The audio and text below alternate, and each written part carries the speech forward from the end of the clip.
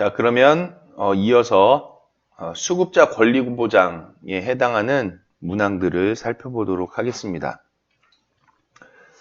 수급자 권리 보장 그 첫 번째 문항은 평가지표 24번, 네, 수급자의 알 권리 보장에 대한 부분인데, 내용을 보시면 수급자에게 급여 비용에 대한 정보를 제공하여 급여 선택권 보장을 위해 노력하는지를 알아보는 문항이고요. 수급자에게 급여 이용에 대한 정보를 제공해서 급여 선택에 도움을 주는지 평가를 하는 거라고 하는데, 뭐 급여 선택에 도움을 주는 바는 뭐 특별한 내용은 없습니다. 여기 보시면 급여 선택에 도움을 준다라고 했지만은 뭐 이미 급여는 선택을 해놓은 건데, 왜냐면은 시설에 입소해 계시고 그런 건데 여기에 뭐 도움을 준다 그런 건 큰 의미는 없죠. 만약에 시설에 상담을 받으러 와가지고 이 내용을 확인하는 절차가 있다라고 하면은 얘기는 또 달라질 수 있겠죠.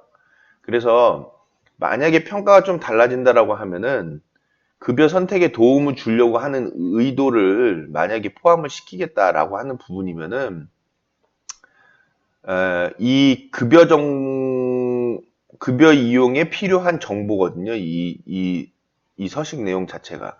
그래서 우리가 게시를 하는 게 급여에 필요한 정보라고 해서 기관에다가 이제 게시를 하는 건데, 요걸 게시해서 그치는 게 아니라 상담을 할 때 이 내용에 대한 부분을 설명을 해야 되는 거거든요. 그래서 이 부분을 알린다는 차원이 필요한 거죠. 예를 들어 우리가 보험을 맺을 때에도, 보험 가입을 할 때에도 우리 그 요즘에 흔히 그 보험 상품 제일 마지막에 보면은 약관에 대해서 이제 나오지 않습니까? 약관에 대한 어떤 그런 그 부수적인 설명이. 그거하고 마찬가지로 시설에서도 그 상담이나 또는 표준 약관에 의한 그 계약이 체결이 될 때, 계약을 체결을 할 때 그때 이러한 내용들에 대한 설명이 일정 부분 들어가야 한다는 겁니다. 설명이. 요 내용들에 대해서. 그래야지 이게 실효를 거둘 수 있지. 그냥 뭐 이거 게시만 한다고 해서 큰 의미 있습니까, 이거? 예? 큰 의미 없어요. 이거 게시만 한다고 했을 때에는. 게시만 하는 것도 종사자분들이 이거 한번 보기는 보겠지만 종사자분들만 보고, 또 보호자분들이 시설에 왔을 때 이 내용 그렇게 크게 신경 써서 보는 분들이 그렇게 많지는 않을 거거든요. 그래서 저는 오히려 입소 상담을 할 때, 입소 상담을 할 때나 어떤 또는 그 중간에 우리가 그 보호자 상담도 하잖아요. 그래서 이 보호자 상담 같은 걸 할 때 그때에 뭐 1년에 한 번 정도 뭐 설명을 한다든지 그런 절차가 있어야 되겠다. 그래야 이 문항이 실효성을 갖겠다라는 부분을 말씀드릴 수 있을 것 같습니다. 자, 우리 좀 깨끗하게 지우고, 그 평가 기준을 보면은 방금 설명드린 것처럼 급여 이용에 필요한 정보를 기관 내부에 게시하는 거기 때문에 이런 내용들을 그냥 작성해서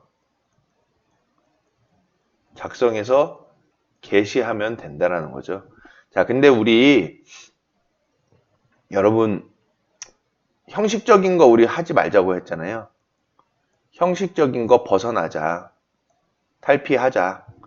형식적인 거 탈피하려면 방금 제가 말씀드린 걸 해야 되겠죠. 그래서 요 내용을 작성해서 게시하는데 그치지 말고 우리 이거 설명을 한 번씩 하시자고요. 그럼 언제 하실 거예요? 누구한테? 보호자한테. 그럼 설명을 언제 하실 거예요? 1년에 우리 2번만 하시게요. 뭐 2번이면은 뭐 그렇게 많지 않잖아요. 그래서 이거를 설명하려면 모아놓고 설명하기는 좀 힘드니까 저희 케어스토리에서는 시설별로 이 부분에 대한 것들을 영상으로 보호자분들이 아실 수 있게끔 영상으로 만들어서 보내드린다든지 아니면은 우편으로 우리 이렇게 돼 있습니다 라고 보호자분들께 보내드린다든지 아니면 상담할 때 그때 한 번씩 설명을 해드리는 쪽으로 저희 케어스토리에서는 제시를 해드릴 테니까요. 이 영상을 보시는 다른 시설들 혹시 계신다고 하시면 여러분들도 이런 방법으로 보호자분들께 설명을 한번 하자라는 부분을 말씀드리고 싶습니다. 그래서 게시되는 요 급여 이용에 필요한 정보로 들어가는 내용은 운영규정의 개요. 이 운영규정의 개요를 넣는다는 게 굉장히 어렵잖아요. 어디서부터 어디까지 넣을 것이냐라는 것도 우리가 생각을 해야 되는데 개요니까 뭐 정원에 대한 부분, 그 다음에 뭐 시설 종류, 그 다음에 시설의 뭐 주소, 뭐 여러 가지 있지 않습니까? 그 기본 정보 정도 선에서 운영 규정의 개요로 두고 그 외에 필요한 부분들이 있는데 그거는 발췌를 해서 꼭 보호자가 알아야 할 부분이 있는 것들 그런 것들만 우리가 여기다 넣자. 이거 넣는 것도 또 일이시잖아요. 이거 또 시설에서 언제 또 이렇게 합니까? 그래서 저희 케어스토리에서는 그런 부분들을 같이 넣을 수 있게끔 그런 것들을 같이 함께 마련해 가고 있다라는 부분이고요. 이런 게 시설에서는 솔직히 필요합니다. 그래서 평가에서 이런 부분들은 잘 짚어주고 있다라는 거고 보호자분들이 이런 내용들을 좀 아셔야 되니까요.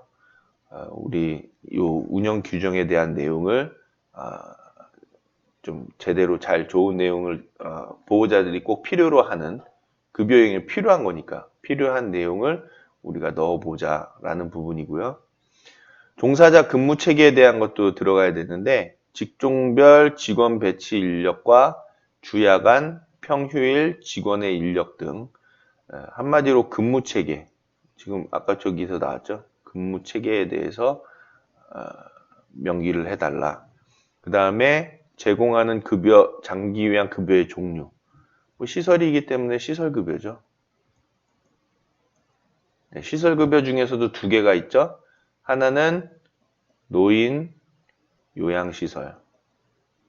그리고 다른 하나는 노인 요양 공동생활 가정. 이렇게 두 개가 되겠죠. 글씨 근데 진짜 못 쓰네요. 이게 그 PC 그걸로 쓰다 보니까 그래서 그런지 그래도 또 글씨는 또 잘 나올 것 같은데 굉장히 못 쓰네요. 좀 잘 쓰도록 노력하겠습니다. 그 다음에 비급여 대상 및 항목별 비용, 식재료비는 얼마냐 뭐 그런 내용들 그리고 시설의 규모, 설비 같은 거 그리고 화재보험, 영업배상책임보험, 전문인 배상책임보험에 대한 증권 사본 그리고 최종 장기요양 기간 평가 결과도 넣어야 되고 그리고 급여 제공 직원에 대한 현황을 각 층마다 게시를 해야 되겠습니다. 직종, 성명, 사진에 대한 부분이죠. 자, 그 다음에 두 번째 또 확인하는 부분은 장기요양 기관의 정보를, 시설 정보를 노인 장기요양보험 홈페이지에 게시를 하고 정보가 변경되면 그 내용을 지체 없이 수정하는지를 보고 있습니다. 그래서 시설의 주소, 전화번호, 팩스번호, 이메일, 직원 현황, 시설 현황, 급여 종류, 정원, 촉탁이 이런 정보는 시군구에 신고를 해야만이 변경이 가능하고 그 다음에 노인 장기요양보험 홈페이지에 등록하는 것들을 이런 내용들은 우리가 직접 수정이 가능하다라는 것이죠. 뭐 이게 2점이나 주는 거는 좀 너무 과한 내용인 것 같아요. 이런 거는 그냥 뭐 한 번 하면 끝나는 거니까 1점 정도면 충분하지 않나 싶은데 배점을 2점이나 해놨으니까 이 부분에 대해서도 저희가 조금 신경 써서 시설에서 해놓으면 좋겠다. 어쨌든 이 내용도 어르신을 위해서는 도움이 되는 내용이니까 우리가 형식적인 평가에 그치지 않게끔 준비를 하시는 것이 좋겠다라는 부분으로 안내를 드립니다. 해당 문항에 대해서 확인 방법은 수급자 직원이 볼 수 있도록 급여 이용에 필요한 정보를 기관 내 공개된 장소에 게시를 하는 거죠. 게시판에. 급여 제공 직원 현황은 시설이 여러 층일 때에는 각 층마다 게시하는 것으로 안내가 되어 있습니다. 그리고 화재 영업 전문인 배상 책임보험 증권사본 게시 여부를 확인해서 해당 증권사본의 가입 기간이 유효한지도 확인을 하는 거고, 이건 뭐 가입 기간이 유효 못하다 하면 감산이니까, 뭐 화재보험 같은 경우는 또 페널티가 있기 때문에 뭐 그 특별한 내용은 아닌 것 같고요. 이렇게 해서 이 항목은 마무리하면 되겠고요. 다음 평가지표 쭉쭉 네, 요것도 스킵을 해도 되겠습니다. 다음은 평가지표 25번 수급자 보호자 참여 강화입니다. 기관 운영 및 서비스 제공 과정에서 수급자와 보호자의 의견이 충분히 반영되도록 노력한다. 수급자와 보호자의 의견이 충분히 반영될 수 있도록 소통을 위해 노력하는지 평가한다 라는 부분인데, 소통을 위해 노력하는지 평가보다도 소통보다도 보호자분들이 소통을 하러 왔으면 좋겠어요. 시설에서 그렇게 소통을 하려고 노력을 하는데 보호자분들은 정작 소통하고 싶어 하지 않는 분들도 많죠. 그건 마음이 이해가 됩니다. 왜냐하면 처음에 정말 참 힘든 상황에서 시설을 이용하게 되고 해가지고, 그래서 그간에 겪었던 많은 어려움들이 이제 시설을 통해서 그래도 조금이라도 해소가 되면서 좀 시간이 필요한 부분도 있긴 한데, 아예 시설에 부모님을 위탁을 하고 찾아오지 않는 보호자들도 너무 많아요. 아예 그냥 연락을 안 받는다든지, 심지어는 비용도 납부를 안 하시는 분들이 있죠. 아예 연락도 안 받으시고. 문제가 이런 거는 크다. 그래서 이에 대한 부분의 법적인 절차를 마련한 부분이 때에 따라서는 뭐 등급 갱신에 있어서의 뭐 제약을 둔다든지 그런 부분이 있는데 실질적인 실효는 없어 보이고요. 어떤 시설의 측면에서의 보호 장치도 필요하겠다라는 겁니다. 왜냐하면 어르신만 시설에다가 위탁을 하고 찾아오지 않다거나 그런 부분이 있을 때에는 보호자도 동시에 페널티를 받을 수 있는 그런 여건들이 좀 필요해요. 그런 법령이.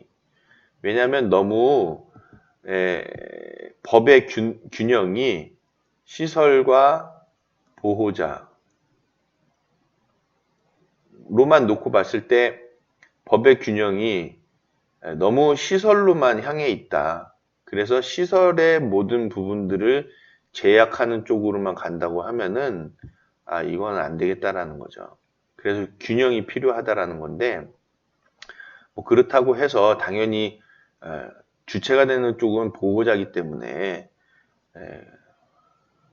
너무 맞출 수는 없는 거지만, 그래도 보호자도 일정 부분 어르신을 맡기고 하는 데 있어서의 책임 있는 행동과 책임을 둘 수 있도록, 책임을 가질 수 있도록 이에 대한 법적인 조치도 좀 필요하겠다라는 겁니다. 그래서 어떻게 보면은 이게 하나의 유기라고 하면 좀 그런가요? 방임? 아예 시설에다가 그냥 맡겨놓기만 한 거기 때문에 어떻게 보면 방임일 수도 있는 거죠. 방임은 근데 아무런 조치 없이 맡겨놓는 거라서 방임도 해당은 안 될 것 같은데, 어쨌든 무슨 의미인지는 아실 거예요. 이 보호자가 책임을 질 수 있도록 어떤 법적인 그런 내용의 틀이 마련되어져야 한다라는 거고, 소통은 당연히 중요합니다. 보호자와 소통이 있어야만 어르신들이 시설에서 안정적으로 계실 수 있기 때문에 보호자와의 소통은 수시로 이루어져야 됩니다. 수시로 편리하게 이루어질 수 있게끔 우리가 해야 한다. 그러면 수시로 편리하게 이루어질 수 있게끔 하는 건 요즘에 이제 많이 쓰시는 게 카톡 많이 쓰시잖아요. 이게 카톡을 시설도 같이 쓰면은 저는 솔직히 좀 그렇더라고요. 그 사생활적인 부분도 있고 그래서 저희는 오히려 밴드를 추천을 드리는데 밴드나 카톡이나 뭐 거기서 거기니까 네, 기능적으로 잘 아시는 걸로. 근데 밴드가 이렇게 개개인별로 어르신별로 밴드를 만들어 놔 가지고 밴드에다가 어떤 내용들을 올려드리고 거기서 또 채팅도 가능하고 하니까 이 부분이 굉장히 유효하게 요즘에는 잘 쓰여지고 있죠. 그래서 밴드로 하는 것도 좋겠다라는 건데 평가 기준을 보시면 모든 수급자 또는 보호자와의 상담을 분기별 1회 이상 실시한다라고 되어 있습니다. 솔직히 분기별 조금 약한 것 같고 월 1회는 해야 될 것 같습니다. 상담은. 그래서 이런 걸 형식에 치우쳐서 하지 말고 수급자 또는 보호자라고 했기 때문에 시설에서는 그냥 어르신께 가서 어르신 뭐 괜찮으세요? 어떻게 뭐 불편한 데는 없으세요? 하면 끝이죠. 상담 자체가. 그래서 지금 이렇게 그냥 뭐 실효성 없는 상담보다도 상담에 기술이 좀 반영이 돼야 되겠다. 시설에. 상담 기술을 개발을 하고 그리고 상담 요법? 네. 그런 것들을 우리가 공부를 해서 학습을 해서 시설에 좀 적용을 시킬 수 있는 부분이 필요할 것 같고 그 다음에 보호자와의 상담은 이 상호 소통이 잘 되니까 보호자와는 월 1회 정도는 해야 되지 않나. 근데 뭐 무게감을 갖고 하기보다는 일상적인 어르신의 그 생활의 패턴, 상황, 그런 내용들하고 더불어서 어르신의 건강에 대한 관리의 그런 계획들, 또 전에 서비스를 제공했더니 어떻더라 하는 그런 결과들, 그런 것들을 이야기하면 굉장히 좋겠죠. 근데 바쁘다 보니까 시설에 면회를 보호자분들이 오기가 힘들어 가지고요. 그래서 저는 이제 찾아가는 상담을 했었죠. 찾아가는 상담을. 그래서 실제 점심시간 때 시간을 잡아가지고 보호자분하고 별도로 만나서 어르신에 대해서 상담을 하고 그리고 그에 따라서 그런 그 어르신의 서비스에 대한 계획이나 그런 내용들을 같이 논의했던 그런 때가 있었습니다. 그렇게 했었습니다. 그렇게 하니까 굉장히 그 시설에 대한 관심도 높아지고 참여도 높아지고 어르신, 어머니, 아버님에 대한 그런 또 관심이 계속 유지가 될 수 있어서 굉장히 좋았거든요. 그래서 이 부분을 굉장히 저는 중요하게 봅니다. 이 내용을. 중요하게 보는데 문제는 지금 제가 말씀드린 것들을 할 수가 없잖아요. 왜냐면은 시설에서 프로그램 해야지,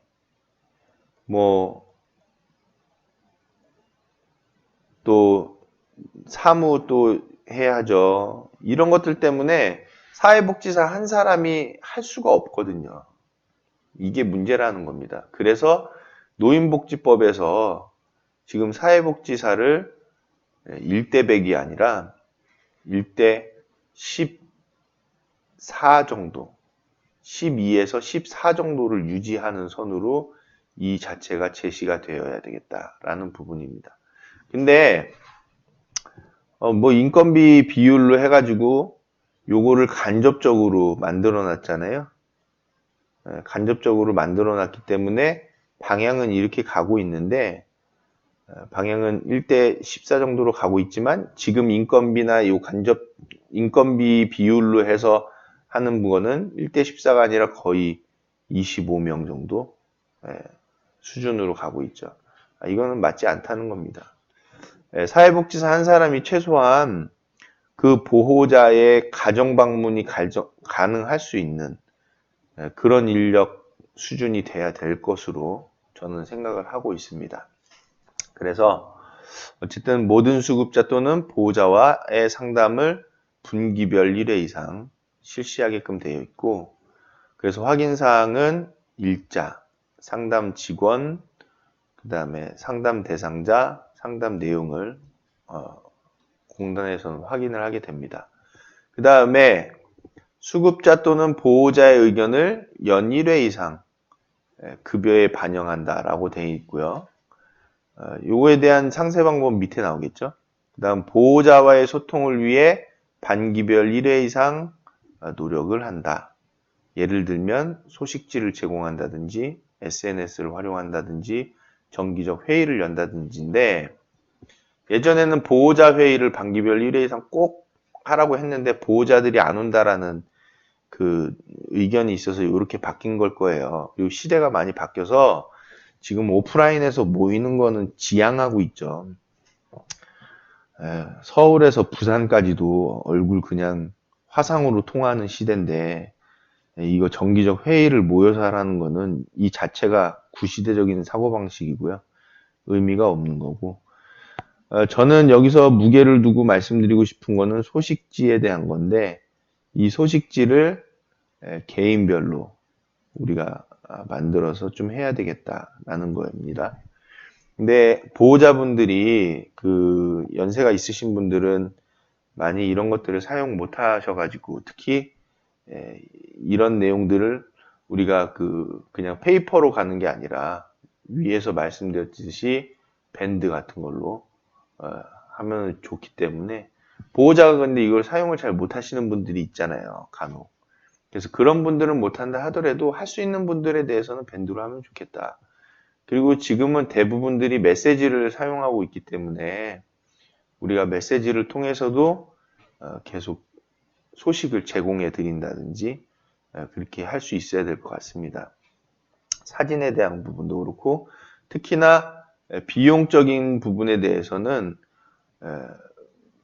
월별로 계속 비용에 대한 소식지를 보내드려 가지고 비용에 대한 부분을 구체적으로 아실 수 있게끔 우리가 그렇게 마련해 드려야 된다는 거죠.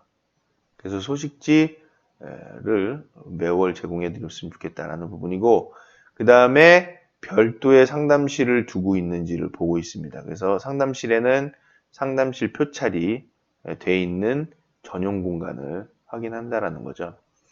방법을 한번 보시면은, 확인 방법은 수급자가 가족이 없거나 인지기능 저하 등의 사유로 상담이 불가능한 경우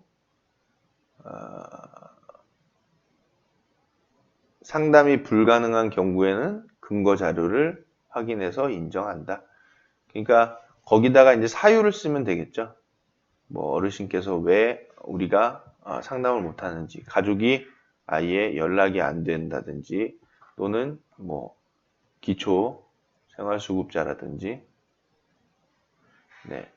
그런 부분일 때는 혼자 사는 독거 기초생활수급자였을 때는 가족이 전혀 없기 때문에, 또 인지저하 등으로 인해서 상담이 안 될 때에는 사유를 놓고서 적어서 상담 기록지에다가 적어서 우리가 그 사유를 마련을 해놔야 되겠다라는 부분이고요. 보호자 상담은 내방, 방문, 전화 상담 등 모두 인정을 한다고 합니다. 이게 점수가 지금 2점이거든요. 여기 보시면 2점? 2점인데 이거 모자릅니다. 제가 보기엔 이거 한 4점짜리예요. 왜냐하면 지금 밑에서 확인 방법에서 이런 내용 하려면은요, 내방, 방문해서 뭐 보호자 방문이야 그렇다 치고, 이게 지금 내 방이면은 우리 쪽으로 오는 거죠. 시설로 오는 거고, 예, 방문이면은 가는 건데, 이 방문하려면은 하루 걸립니다. 하루. 2명이 하루. 제가 경험해 보니까, 제가 해보니까 직접 했거든요. 저는 그렇게 방문으로만 하니까 이게 실질적으로 맞는 내용이잖아요. 그 보호자 집에도 한번 가봐서, 또는 직장에라도 가서 만나서 어르신에 대해서도 얘기해보고 차 한잔 마시면서도 그 분에 대한 뭐 얘기를, 어르신의 건강 상태나 뭐 그런 전반적인 내용도 얘기를 나눌 수 있고 해야 되는데, 이거 하려면 인력이 부족한데 되겠습니까? 네? 안 되죠. 그렇기 때문에 이거 되는 시설에서는 점수 많이 드려야 돼요. 그 다음에 수급자 또는 보호자의 의견을 반영하여 급여를 제공하였는지 확인하는데, 인지기능 증진 서비스 지표 42의 프로그램 항목에 의견 수렴 결과 반영과 중복된 경우에는 인정을 하지 않는다라고 합니다. 그래서 요거를 제외한, 프로그램에 대한 의견 수렴을 제외한 의견을 반영하는지를 본다는 거죠. 그러면은 따로 요거를 우리는 조사를 해야 되겠다라는 겁니다. 그러려면 우리가 상담을 하지만은 상담 기록지가 있겠죠. 상담 기록지 하나에다가 요 의견에 대한 그 페이퍼 하나를 더 둬가지고 여기다가 그 의견을 받아서 이 의견을 시설 운영에다가 서비스에 반영을 하면 되겠습니다. 급여 제공 서비스에다가. 이거는 저희가 제공을 해드리니까요. 그렇게 여러분들 아시면 되겠고, 업무를 따라오시면 되겠고, 보호자 소통 노력에 대해 시설장과 면담하고 관련 자료를 확인한다고 했고요. 보호자와의 분기별 상담은 보호자 소통 노력과 중복 인정하지 않는다고 했으니까, 지금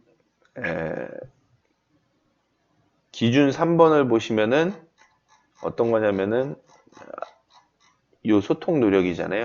그래서 요거하고 중복되면 안 되겠다. 당연한 거죠. 소식지를 하고 있는데 뭐 중복되겠습니까? 그 다음에 커튼이나 칸막이로 구분된 상담 공간은 상담실로 인정하지 않고, 시행규칙에 따른 시설 기준 외에 별도의 공간에 상담실을 운영하고 있는지 현장을 확인한다고 합니다. 이렇게 돼 있으니까요. 정리를 한번 하셔야 될 거예요. 제가 설명을 드리는 부분들을 한 지표에 대해서 설명을 들으시면 이렇게 되는 부분을 정리를 따로 여러분들도 나름대로 하셔가지고 우리 거, 내 거화 시켜야 되니까요. 그렇게 정리를 해주시면 좋겠고, 이 정도로 해서 이 평가 지표는 마무리를 하면 되겠습니다. 평가 지표 26번은 존엄성 및 사생활 보장인데, 수급자의 존엄성과 사생활 보호를 위해 노력합니다. 수급자의 존엄성을 배려한 급여를 제공하며 사생활 보호를 위해 노력하는지 평가합니다. 평가 점수가 3점인데요. 저는 이 부분에 대해서 10점 드리고 싶습니다. 자, 첫째, 수급자의 존엄성은 사생활 보호하고 연결됩니다. 자, 이 부분이 지켜질까요? 안 되고 있다는 거죠. 우리나라는 전부 다 4인실 위주의 침실로 되어 있습니다. 그렇기 때문에 이 사생활 보호 자체가 되어 있지를 못하다라는 부분이죠. 일본 같은 경우에는 그래도 의료형 요양시설 같은 데에는 이게 침실이라고 하면은 여기에 침대가 이렇게 있잖아요. 침대 있고, 침대 있고, 침대 있고, 침대 있고 하면 여기다가 요렇게 칸막이라도 두죠. 요렇게 칸막이라도 둬서, 이게 높지 않은 칸막이라서 여기서 요 발 정도까지는 보이게끔 하는데, 칸막이라도 둬서 개별 공간을 조금 두려고 하죠. 우리나라는 이런 거 하려면 뭐 소방법 얘기하고 그러는데 방염 처리하면 되잖아요. 그래서 어쨌든 4인실 침실이라 하더라도 우리 좀 이렇게 개별 공간을 좀 가질 수 있게끔 배려가 돼야 되겠다라는 건데 이런 배려가 전혀 안 돼 있는 수준이다. 지금 우리나라 요양원. 우리나라 요양원은 말 그대로 다 의료형입니다. 그렇다고 해서 의료형으로 돼 있는 요양원 거의 또 없어요.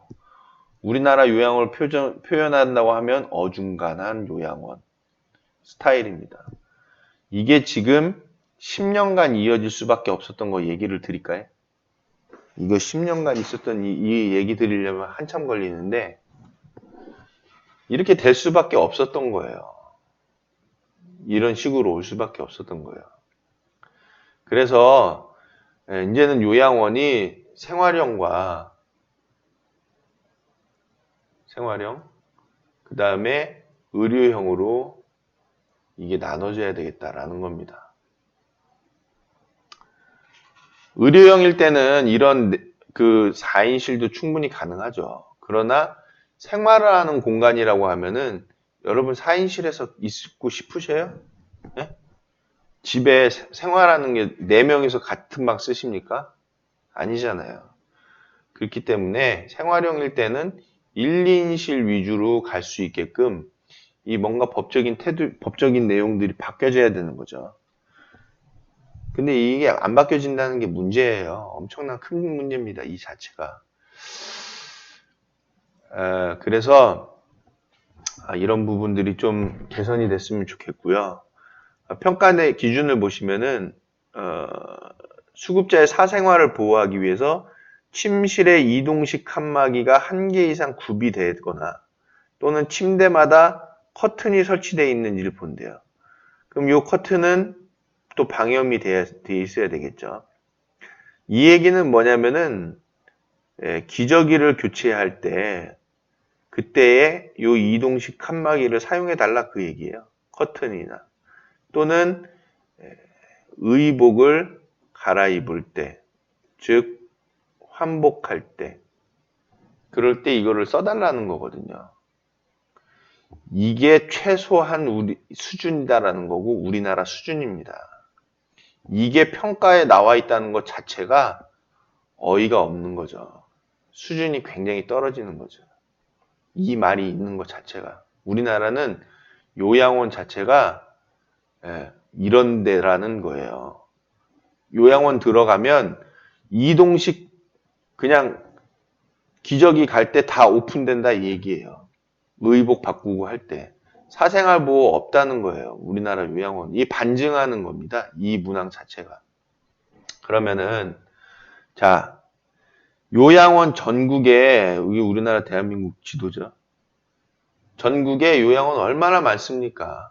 이 요양원들 중에서도 뭔가 특출난 요양원이 되려면 우리 바꿔야 되겠다. 이런 시설이 돼야 되는 거죠. 사생활 보호가 될 수 있는 시설이. 그 외곽에 토지도 싼 데도 얼마나 많습니까? 자, 이런 게 되려면은 첫째로는 수익에 대한 여러분들이 생각하시는 또는 회사 다른 그 요양원 설립하는 뭐 그런 회사들에서 얘기하는 그런 방향으로 가면 안 됩니다. 그 방향이 아니라 방향 자체가 바뀌어져야 돼요. 왜냐하면 대상자가 완전히 지금 바뀌고 있거든요. 바뀌고 있기 때문에 이 바뀌어지고 있는 대상자를 위한 요양원이 다시 설립이 돼야 되겠다. 아마도 생활에 집중이 되는 시설이 될 것이고 의료는 부가적으로 따라오는 서비스가 되겠죠. 이게 중요한 거거든요. 그래서 지금 용산구청 거기서 설립하려고 하는데 그 치매 전담 요양원으로 하려고 하잖아요. 치매 전문 요양원으로. 그래서 거기다가 거기 뭐 기사에 보니까 가정적 시설로 하겠다라고 했거든요. 예, 가정적 시설이 뭡니까? 생활에 맞춰줘야 한다는 거거든요. 그 자체가. 그래서 그 안에 대단히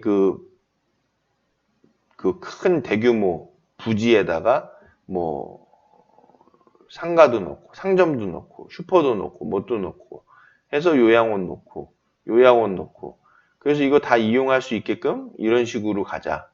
그래서 여기는 이제 치매 있으신 어르신들만 쓰게끔 된다라는 거죠. 예. 이런 방향을 한다고 하는데 그러면 중요한 거는 뭐냐면 여기서 이 내부에 이게 지금 평가 얘기를 해야 되는데 이게 자꾸 일로가 방향이 가네요. 이 내부에 있는 시설들이 사생활을 생활용으로서 사생활을 보호해 줄 수 있는 그런 형태가 돼야 된다는 거예요. 이 자체가. 근데 제 생각으로는 이거 안 될 겁니다. 될 수가 없어요. 이걸 기획하시는 분이 이걸 이루기 위해서는 이거를요. 요 법 자체를 완전 넘어서 버려야 돼요. 완전 넘어야 됩니다. 완전. 이 복지법에서 얘기하는 거는 그냥 참고 그냥 기본 내용, 기본. 아주 참고로 그냥 하는 거고 그 이상으로 얘를 준수하면서 그 이상에 완전히 넘어줘야 되는 거예요. 근데 이게 지금 그렇게 설립을 하겠냐라는 게 저는 좀 걱정스러운 거죠. 이 시설에 대해서. 어쨌든 지금 얘기가 일로 갔는데 그냥 단순하게 평가만 얘기한다고 하면은 침실에 이동식 칸막이 1개 이상이 구비가 돼 있는가 그걸 본다는 거예요. 그래서 우리 지금 이 영상을 보시는 시설들에서는 기저귀 교환이나 환복을 할 때에는 이 이동식 칸막이를 꼭 써주십사 하는 거고 침대에 커튼 설치하는 거는 좀 그렇게 좋지는 못하더라고요. 그래서 이것보다는 칸막이를 좀 이동식 칸막이를 가지고 기저귀 교환할 때나 그렇게 할 때 옆에서 보지 못하게끔 좀 조치를 해주십사 하는 바람이고요.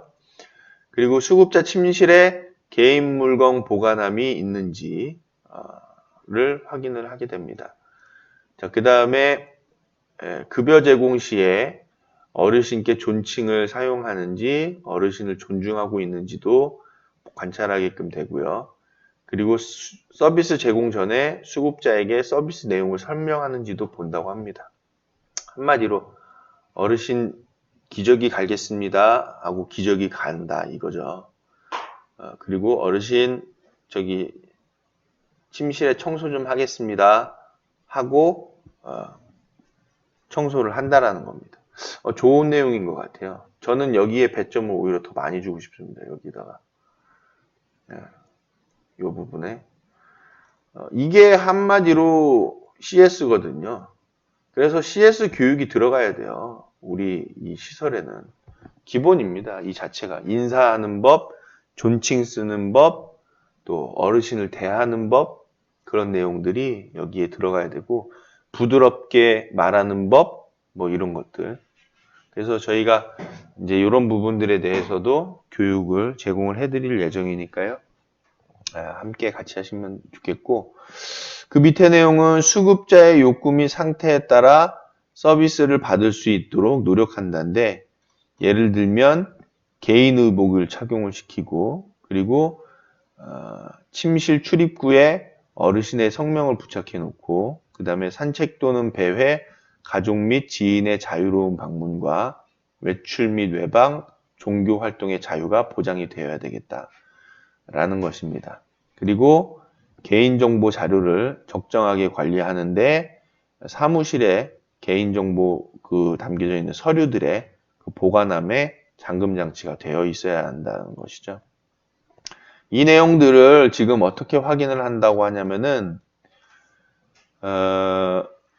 이동식 칸막이가 구비되어 있는지 또는 침대마다 커튼이 설치되어 있는지를 현장 가서 볼 거고요. 창고나 그런 데 보관하면 안 되겠고 방치돼서 사용하지 않거나 훼손돼서 사용할 수 없는 경우에는 인정하지 않고 이동식 칸막이 또는 커튼은 수급자의 사생활을 보장할 수 있어야 되는데 예를 들어 바닥 생활을 하는 수급자 같은 경우는 바닥부터 가려지는 이동식 칸막이가 제공이 되어야 되겠다. 이 바닥 생활하는 수급자에 대한 부분이 나와 있는데요.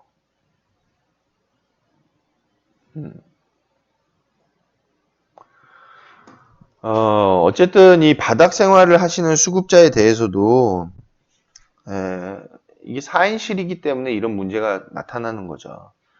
어르신이 좀 혼자 사생활을 보장받으면서 생활할 수 있는 공간이 공유 공간 안에도 그런 공간이 있어야 되는데 그런 침실이 아니기 때문에 나온 얘기예요.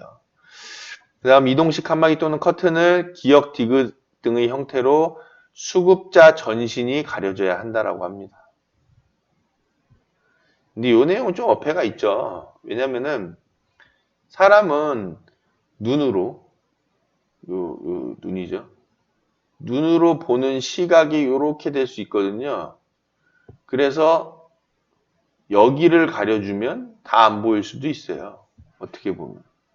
그 수급자 전신이 가려져야 한다는 거는 침대가 이렇게 있으면 요 침대 사이즈 정도는 돼야 한다는 거예요.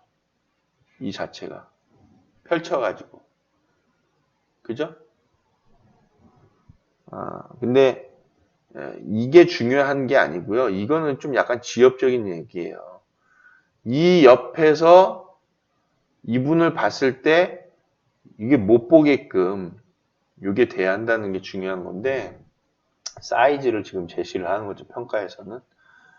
그 다음에 수급자의 개인 침실에 개인 물건 보관함이 있고 용도에 맞게 사용하는지를 확인을 한다고 합니다.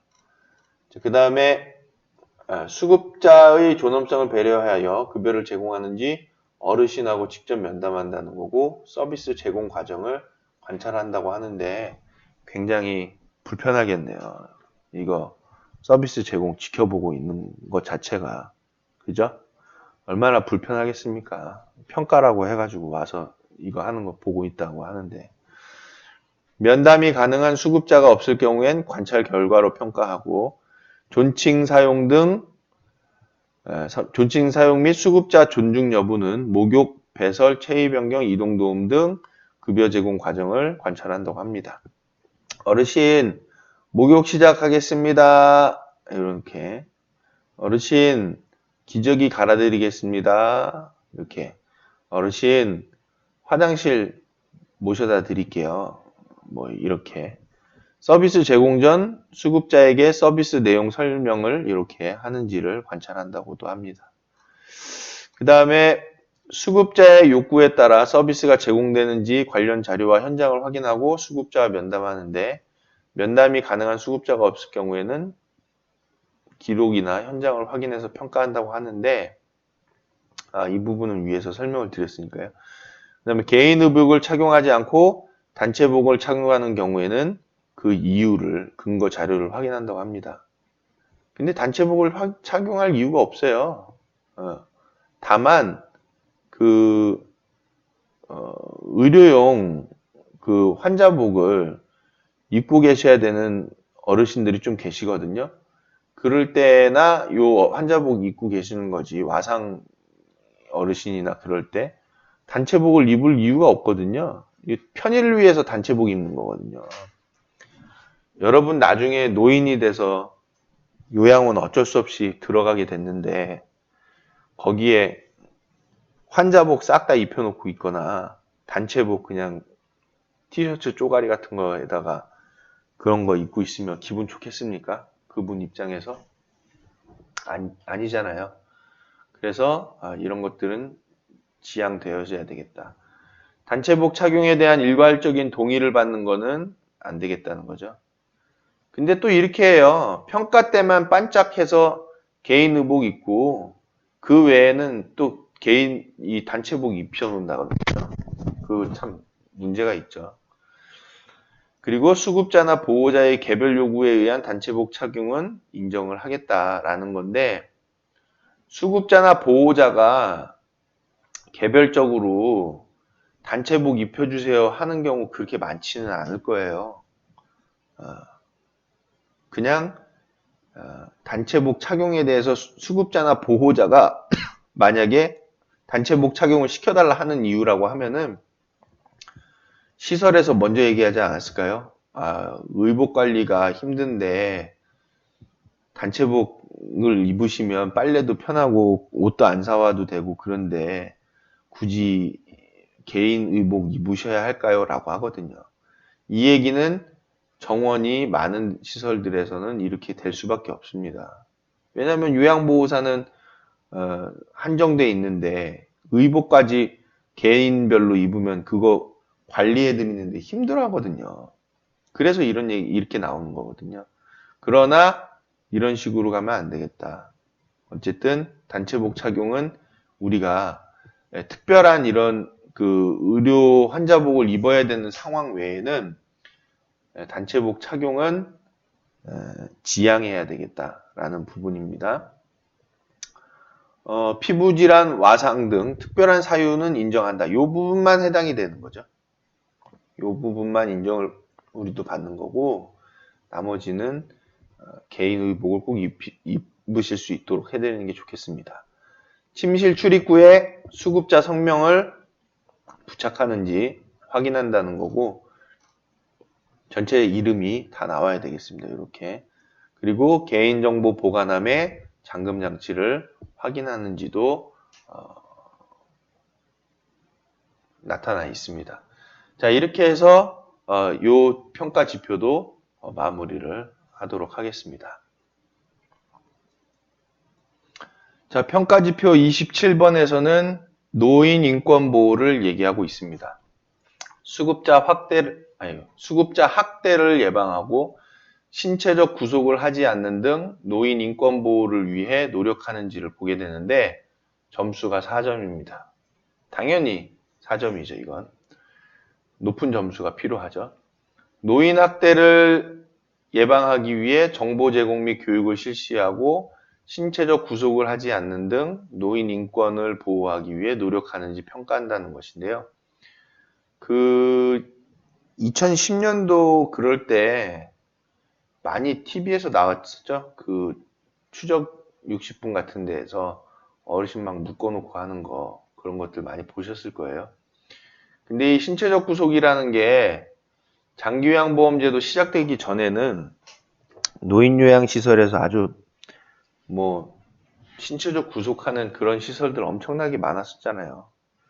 그런데 이 얘기가 이제 요양원 이 제도 자체가 그 국가적 제도로 나오고 그러면서 이 신체적 구속에 대한 정당한 또는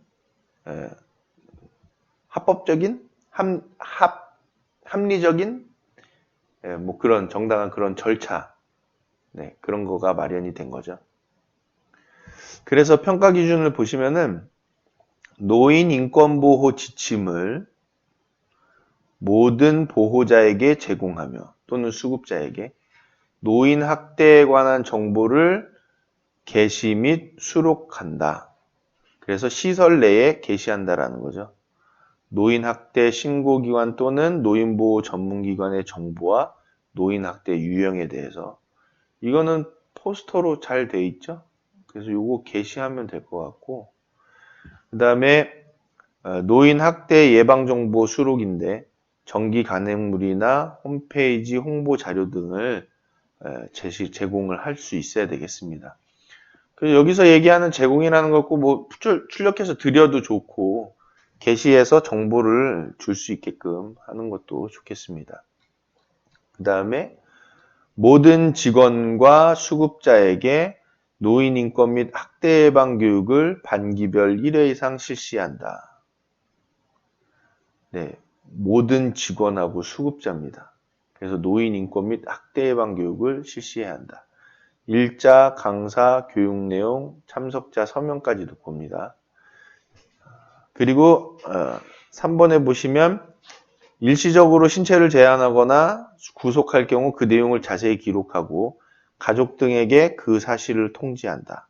입소자 또는 종사자 등의 생명이나 신체의 위험을 초래할 가능성이 현저히 높은 경우 긴급하거나 어쩔 수 없는 경우에 한해서만. 그래서 예를 들어 어르신 그 팔을 묶어야 한다든지 안전 묶는 그런 도구가 있잖아요. 그럴 때 같은 때에는 그 사실을 가족에게 먼저 통지를 하고 동의를 받아야 되겠죠. 동의를 받은 후에 그런 신체 구속이 이루어져야 되겠다. 저는 한 가지 말씀드리고 싶은 건 신체를 제한하거나 구속해야 되는 상황이 벌어졌을 때에는 이거는 그냥 바로 의료기관에 연계를 해야 되겠다라는 겁니다. 우리가 구속해가지고 뭐 상황을 나아지게 할 수 있는 방법이 없어요. 지금 신체를 제한해야 되는 상황이 있을 때에는 거의 시설에서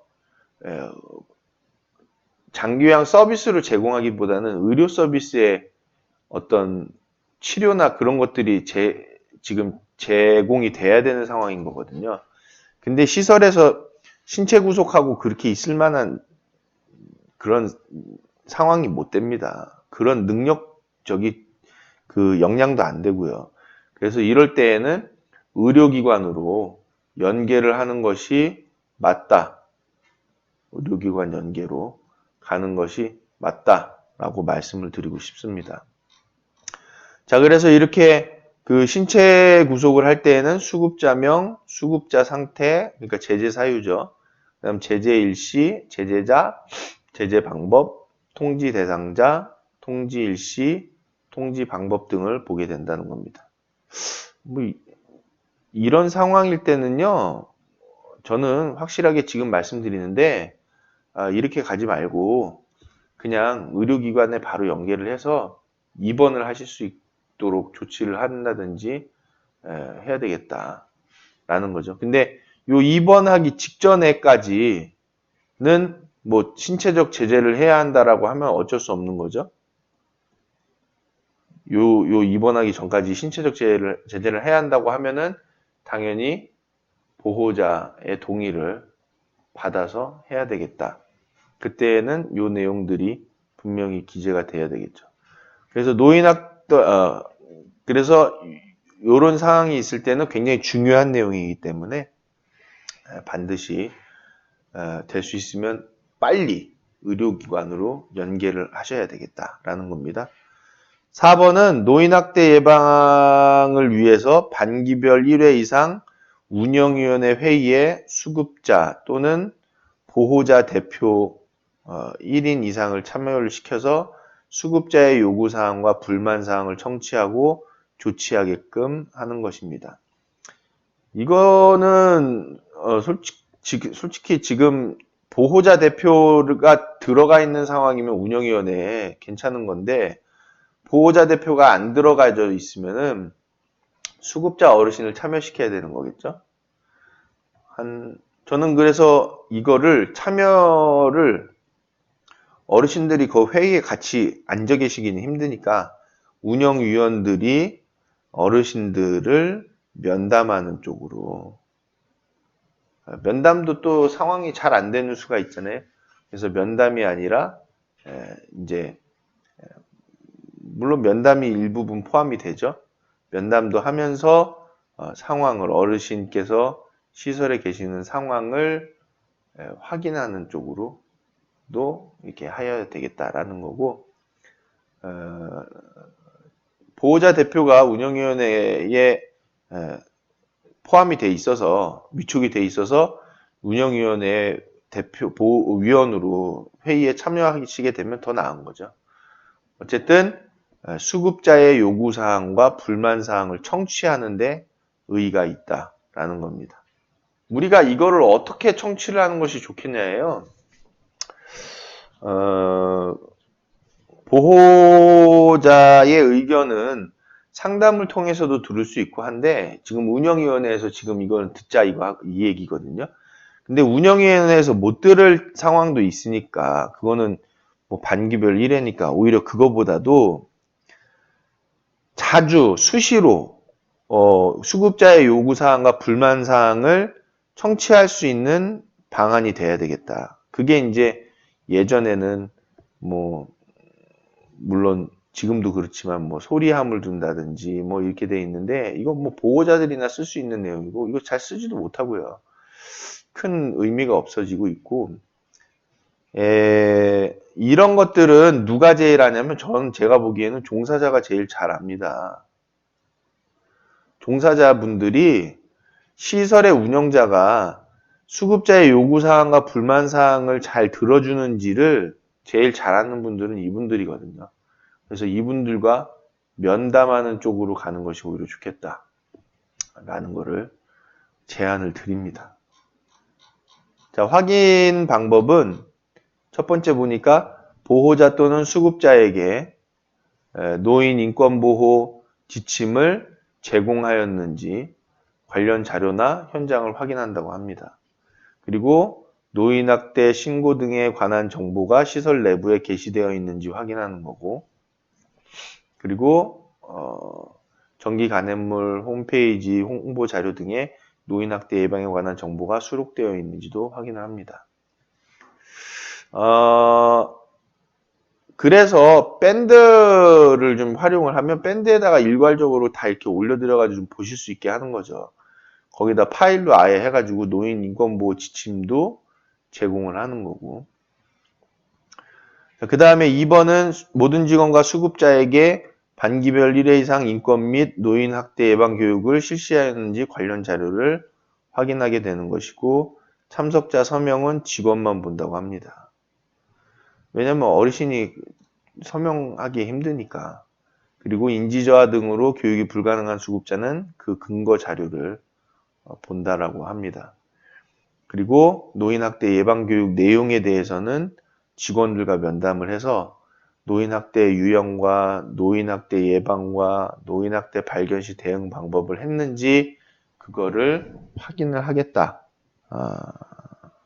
라고 명기가 돼 있고, 불가피하게 일시적으로 신체를 제한하거나 구속할 경우 그 내용을 자세히 기록하고 가족 등에게 통지하였는지 또 자료를 확인한다고 합니다.